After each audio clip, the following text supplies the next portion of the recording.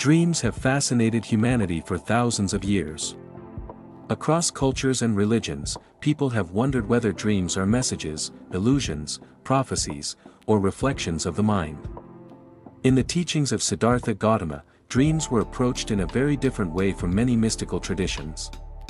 The Buddha did not encourage blind superstition about dreams, nor did he dismiss them completely. Instead, he treated dreams as part of the natural activity of the mind, sometimes meaningful, sometimes meaningless, but always connected to deeper psychological and spiritual truths. To understand what the Buddha said about dreams, we first need to understand how Buddhism views the mind itself. According to Buddhist teaching, the mind is constantly moving, constantly creating experiences through perception, memory, emotion, and craving. Even when the body sleeps, the mental process continues. Dreams arise from this flow of consciousness. They are not necessarily supernatural messages from outside forces, but expressions of the mind's own tendencies, fears, desires, memories, and karmic impressions.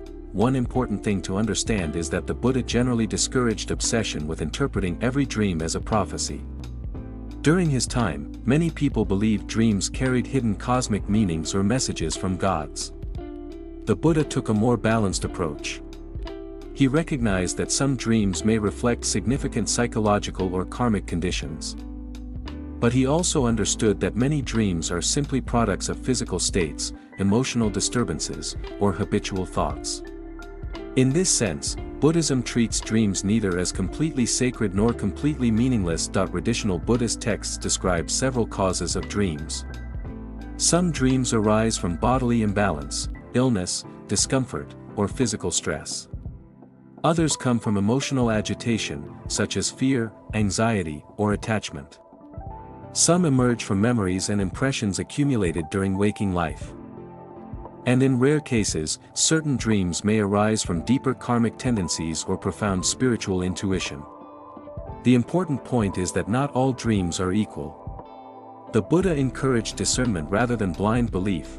One of the most famous dream stories connected to Buddhism concerns Queen Maya, the mother of the Buddha. According to tradition, before the Buddha's birth she dreamed of a white elephant entering her side. This dream was interpreted as a sign that an extraordinary being would be born. Stories like this show that Buddhism does not completely reject symbolic or meaningful dreams. However, these cases are treated as exceptional, not as a basis for everyday superstition.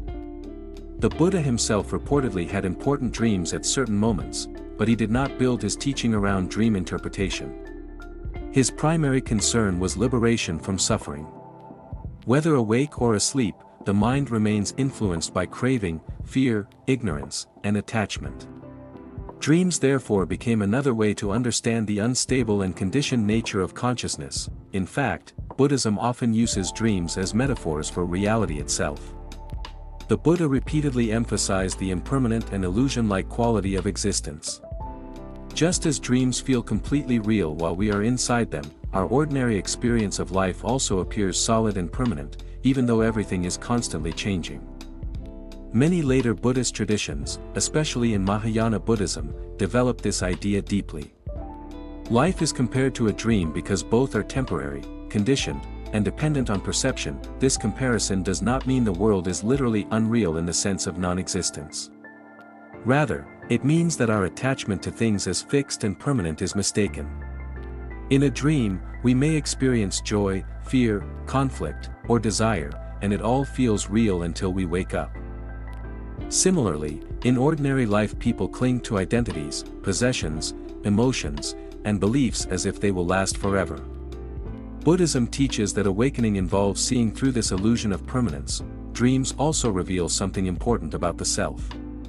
In dreams, entire worlds can appear without physical reality. People, places, emotions, and stories emerge within the mind itself. This fascinated later Buddhist philosophers because it demonstrated how experience is constructed. The dream state shows how consciousness can create convincing realities without stable foundations. This became especially important in schools like Yogacara, which explored the role of mind in shaping experience. Another important Buddhist perspective on dreams involves mindfulness. Most people move through dreams unconsciously, completely absorbed in whatever is happening. Buddhism sees this as similar to ordinary waking life, where people also move through experience mechanically, controlled by impulses and emotions. Meditation trains awareness so deeply that one becomes more conscious even during changing mental states. Some advanced practitioners reportedly develop lucid awareness during dreams, recognizing the dream as a dream while remaining inside it. In Tibetan Buddhist traditions, dream practice became a sophisticated spiritual discipline known as dream yoga. Practitioners train themselves to remain aware during dreams in order to understand the mind more deeply and weaken attachment to ordinary appearances. The purpose is not entertainment or mystical power, but insight. By seeing the dreamlike nature of experience directly, practitioners cultivate freedom from fear and attachment. This idea becomes especially powerful when we consider fear. In nightmares, terrifying experiences can feel completely real. The body reacts with panic even though there is no external danger. Once awakened, the fear disappears instantly because the dream is recognized as a mental construction. Buddhism suggests that much of human suffering operates similarly. People become trapped in fears, anxieties, and identities that feel absolute, yet are deeply conditioned and unstable. Awakening means recognizing these constructions more clearly. The Buddha also warned against becoming attached to mystical experiences, including dreams. Some people become obsessed with visions, symbols, or supernatural interpretations. Buddhism consistently cautions against this attachment. Even extraordinary experiences are impermanent. Clinging to them can become another obstacle to wisdom. What matters is not whether a dream is mystical, but whether it leads to greater understanding, compassion, and freedom from suffering. At the same time, Buddhism does not reduce everything to cold rationalism. The mind is subtle and complex. Deep states of meditation can influence dreams, and dreams can reveal hidden emotional patterns or unresolved attachments. A person consumed by anger may dream differently from someone cultivating compassion. In this sense, dreams can reflect the condition of the mind. They become mirrors rather than prophecies. This is why ethical living matters so much in Buddhism. The quality of consciousness affects both waking life and sleep.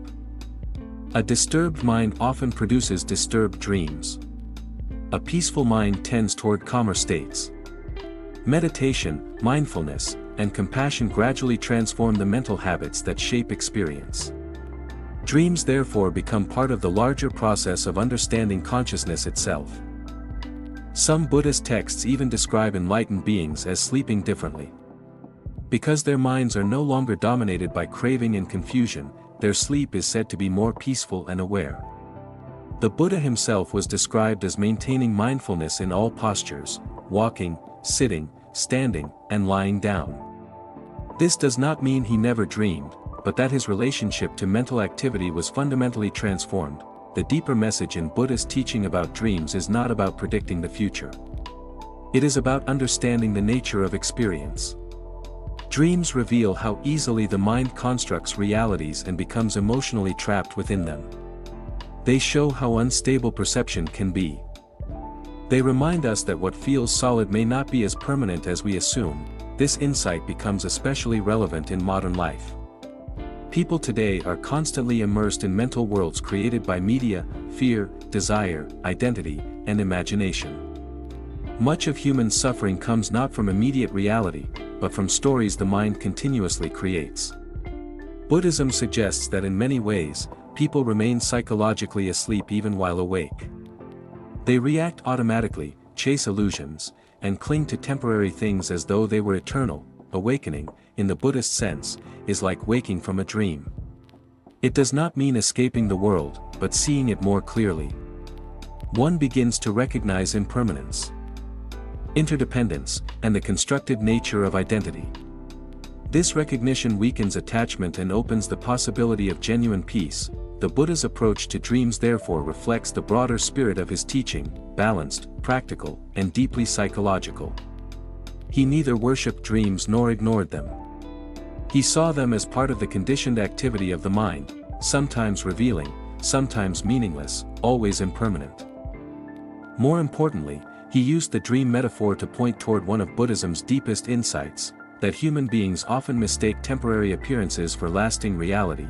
In the end, the question is not whether dreams are real, but whether we understand the mind that creates them. For the Buddha, true wisdom comes not from decoding every symbol or predicting every future event, but from awakening to the nature of consciousness itself. Dreams may come and go like clouds in the night, but the deeper task is learning to see clearly, whether asleep or awake. Thanks for watching. Our channel is new and needs your support. In our channel you can find many videos on the history and philosophical teachings of Buddhism.